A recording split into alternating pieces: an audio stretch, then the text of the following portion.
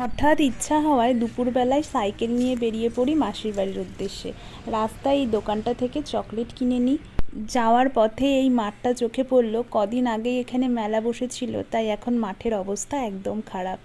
বৃষ্টি হচ্ছিল আর দিনটাও মেঘলা ছিল। আমি সাইকেলে করে যাচ্ছিলাম, মাসির বাড়ির সামনে দেখি অনেক কাদা হয়েছে। আমায় দেখতে পেয়ে বোন ওপর থেকে হাত নাড়ছিল। ওপরে উঠে দেখি ওরা সবাই গোপালকে নিয়ে ব্যস্ত। দিনটা ছিল জন্মাষ্টমীর দিন, তাই গোপালকে নিয়ে ওরা একটু বেশি ব্যস্ত হয়ে পড়েছিল। মাসি নিচে ভোগ তৈরি করছিল গোপালের জন্য, আর ওরা ওপরে গোপালকে সাজগোজ করাচ্ছিল। গোপালের স্নানের উপকরণ হিসেবে ছিল মধু, চন্দন, কেশর দুধ এবং গঙ্গা জল। প্রথমেই গোপালকে চন্দন লাগিয়ে মধু মাখিয়ে দেওয়া হয়। তারপর দুধের সাথে, কেশর দুধের সাথে একটু গঙ্গা জল মিশিয়ে গোপালকে স্নান করানো হয়। ওম ভগবতে বাসুদেবায় নমঃ, ভগবতে বাসুদেবায় নমঃ, ওম ভগবতে বাসুদেবায় নমঃ। বোনের কাছে দুটো গোপাল আছে, একটা হলো বড় গোপাল আর একটা হলো ছোট্ট গোপাল।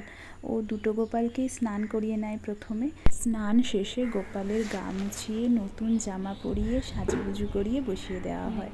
যেহেতু দিনটা ছিল একটা বিশেষ দিন, গোপালের জন্মদিন, তাই গোপালকে একটু আতরও লাগিয়ে দেওয়া হয়। এই ছুটকুটা ঠিক করে এখনো উচ্চারণ করতে শেখেনি, তাই ওকে নিয়ে একটু মজা করছিলাম। লেগেছে লাউ রানী, বলো ল ল ল ল।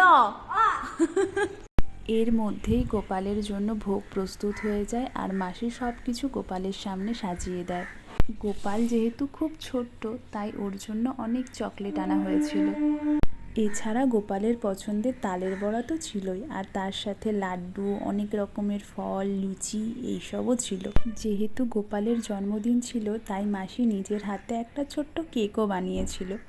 তারপর আর কি, আমরা সবাই মিলে একসাথে ভক্তি ভরে গোপালের পুজো দিই। আর যারা যারা এই ভিডিওটা দেখছেন, তারা সকলেই বলুন জয় গোপাল।